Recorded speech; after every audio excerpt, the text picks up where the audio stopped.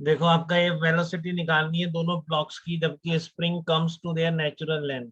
कि आपने क्या करा, पहले इस तरह से नेचुरल लेंथ पर थे स्प्रिंग, ठीक है, फिर आपने इसको कंप्रेस किया, ठीक है, लेंथ कितनी कर दी इसकी, एल नॉट की जगह एल नॉट माइनस एक्स कर दी, दोनों ब्लॉक को कंप्रेस करके रख लिया आपने, और फिर आपने रिलीज कर दिया। तो जब स्प्रिंग नेचुरल लेंथ पर आएगी तो दोनों ब्लॉक्स की स्पीड क्या होगी ये आपको निकालना, ठीक है। जब स्प्रिंग नेचुरल लेंथ पर आएगी तो दोनों ब्लॉक्स की स्पीड क्या होगी, फिर से स्पीड निकालनी है, तो फिर से आपको F equal to M A नहीं लगाना है।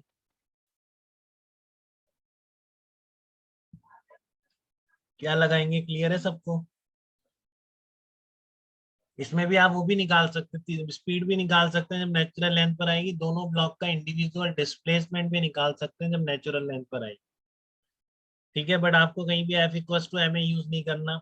Conservation of momentum, conservation of energy and displacement of centre of mass is zero, सारी उसी चीजों से सारा ये चीजें निकल जाएंगी आपकी, कितनी स्पीड होगी दोनों ब्लॉक्स की जब वो नेचुरल लेंथ पर स्प्रिंग आएगी, और उसके बाद आप उस टाइम पर दोनों ब्लॉक्स की वेलोसिटी कितनी होगी, ठीक है।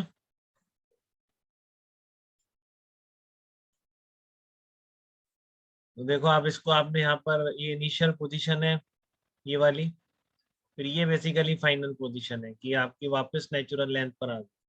तो पूरे सिस्टम पर कोई एक्सटर्नल फोर्स नहीं है तो मोमेंटम कंजर्व रहे।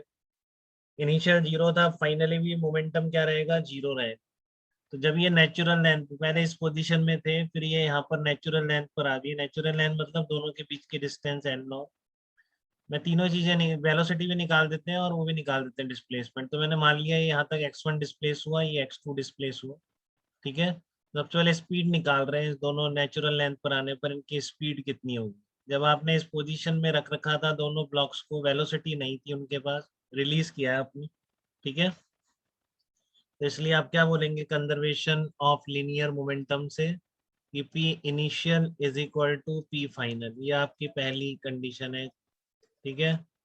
तो इनिशियली जीरो था, तो फाइनली दोनों अपोजिट डायरेक्शन में ही चलने चाहिए, तो m2v2 माइनस m1v1, तो क्या निकल के आ गया आपका m1v1 is equal to m2v2 निकल के, ठीक है।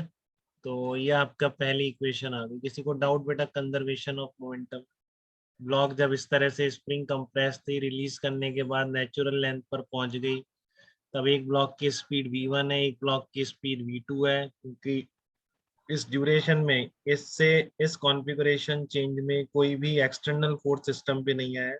दोनों blocks plus spring as a system smooth floor है।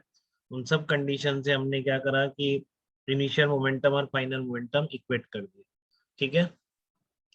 अब इससे इस सिचुएशन तक जाने में कोई एक्सटर्नल वर्क है क्या, फोर्स ही नहीं है कोई एक्सटर्नल, ठीक है ना। नॉर्मल रिएक्शन एमजी है, आपस में अपने आप बैलेंस हो रहे हैं, उधर डिस्प्लेसमेंट नहीं है। तो हॉरिजॉन्टल डायरेक्शन में तो कोई एक्सटर्नल फोर्स ही नहीं है, जिस डायरेक्शन में डिस्प्लेसमेंट है ब्लॉक्स का, तो कोई भी वर्क डन नहीं है। तो आप इसमें बिल्कुल एनर्जी कंजर्वेशन लगा सकते हैं। Initial mechanical energy is equal to final mechanical energy. जब कंप्रेस करके रख रखा था, हाफ की x not square stored energy थी, ठीक है। जब कंप्रेस करके रख रखा था, हाफ की x not square stored energy थी, और जब ये नेचुरल लेंथ पर आ गई तब एनर्जी कितनी होगी, half m1v1 square plus half m2v2 square, ठीक है। तो आप वन और टू को आप सॉल्व कर लो, सॉल्विंग वन एंड टू, ठीक है। वन एंड टू को आप सॉल्व कर लीजिए, इक्वेशन वन एंड टू को, ठीक है।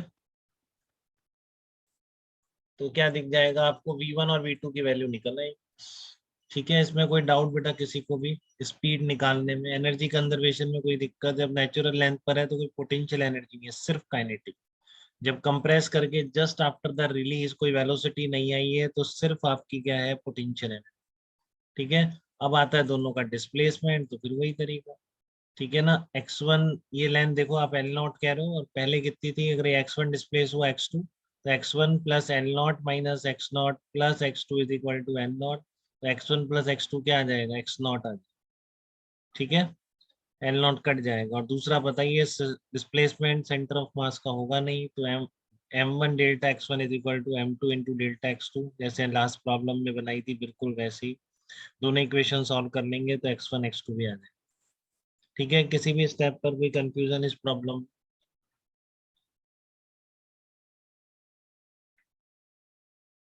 तो इस तरह से आप कंबाइन करना सीख गए बेटा, इस चैप्टर में आते आते बहुत लगा लिया आपने।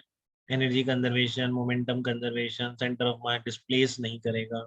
ठीक है, तब ये सब बातें आपको हमेशा के लिए आ जानी चाहिए। ठीक है, कभी भी आप गलती नहीं करना, बहुत इंपॉर्टेंट कंसेप्ट है फिजिक्स की।